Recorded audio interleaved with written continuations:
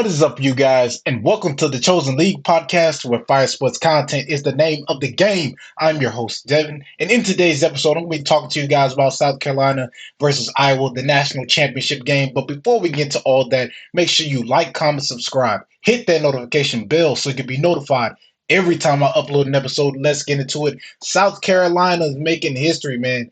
Undefeated season. Man, question for today's discussion. What are your thoughts on South Carolina's undefeated season? Can we see South Carolina do it again, or can we see some other team, another team in women's college basketball make history? Go have an undefeated season and go to the national championship, at least get there, or at least win it all, like South Carolina did. And South Carolina is up there with amongst other teams like UConn, who basically went through an undefeated season. You got from 2009, 2010, 2002, 2016, on and on. But they have made history. And Caitlin Clark has made history as well. And we're going to start off with Iowa.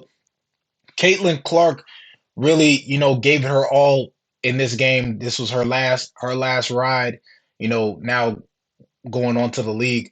She had 30 points, 5 assists, 8 rebounds. Her teammate Kate Martin, 16 points, 5 rebounds, and shot 83% from the free throw line.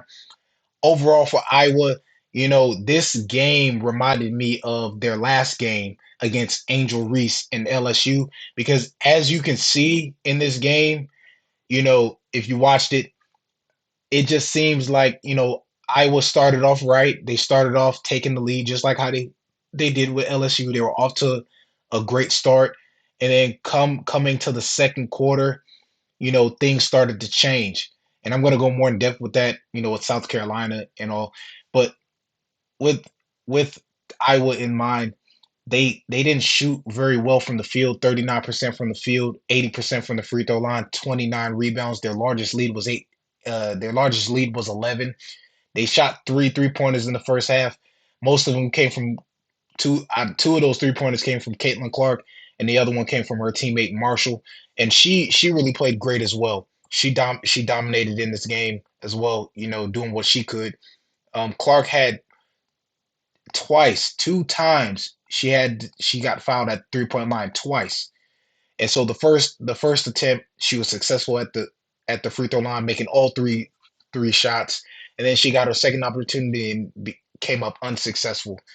She did a good job passing, and Caitlin Clark scored the last 13 of Iowa's points. The last 13 points for Iowa. She was on a roll, and we already know she had the Kobe's on. Like I said in my other episode when they beat LSU, she had the Bruce Lee's on. She had Mamba mentality. But the thing about Iowa is Caitlin Clark is your most dominant player and basically your best player. And that's what South Carolina did. They started to test them. They put Iowa to the test. Okay, Caitlin Clark is your best player. We're going to take her out of the equation, see what these other players can do, like Kate Martin and Marshall. And last but not least, before I go into South Carolina, Caitlin Clark makes history by passing Chamique Holdsclaw for most points in NCAA tournament history. And this is what I'm talking about, history in the making.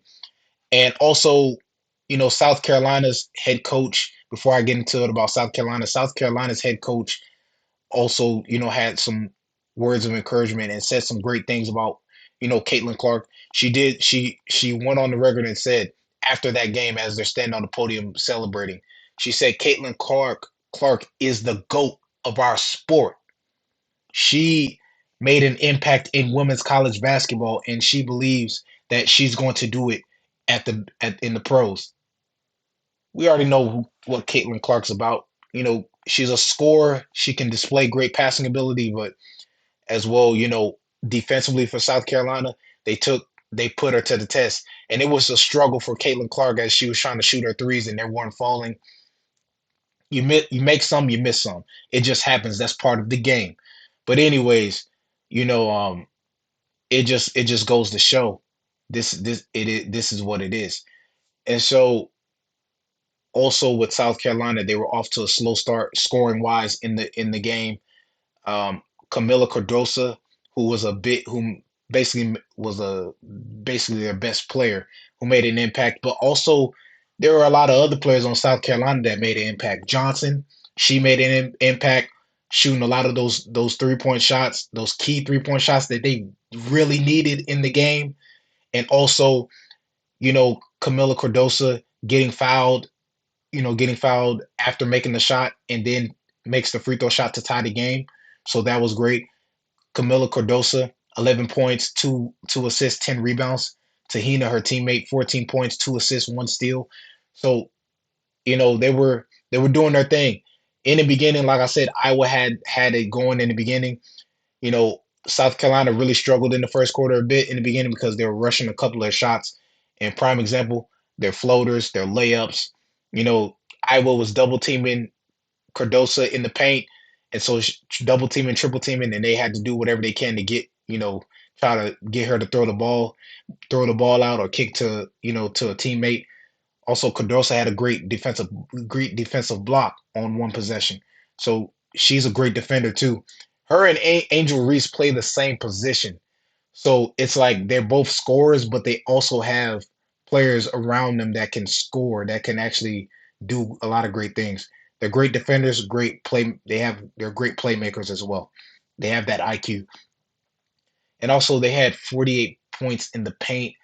Then that's when South Carolina took their first lead, and then eventually, yeah, after in the first half, and then set closing into the third, like second, getting to the second quarter, close to the end of the second quarter. South Carolina has the lead going into halftime, and basically it's a wrap. 48 points in the paint, 12 fast break points, shot 42% from three, 51 rebounds, and their largest lead was 14. So, you know, with South Carolina really did their thing. They really came to play, and they were really looking to make history, as I said before. Like I said earlier in the beginning of this episode, they were trying to be up there with teams like UConn. You know, 2002, 2009, 2010, 2016. You know, they at those times and back in the 90s.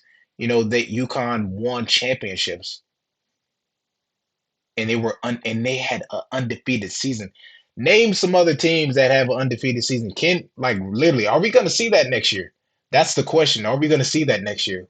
Who is going to take Caitlin Clark's place in next year? Because there are a lot of great players coming up in women's basketball, but who is going to be the one to step up to the plate and really take on what Caitlin Clark has the what she has made in women's college basketball. Let me know in the comment section. I know there's some South Carolina fans, Iowa fans, Caitlin Clark fans, Camila Cardosa fans. Let me know in the comment section what are your thoughts on South Carolina's undefeated season. Where do you see what are your thoughts on the game? Caitlin Clark moving forward. You know, let me know. I want y'all to blow up that comment section. But anyways, that is all for today's episode. Once again, like, comment, subscribe, hit that notification bell so you can be notified every time I upload an episode. I'm Devon, and I'm signing off. Thanks for watching. Subscribe here to get the latest from the show.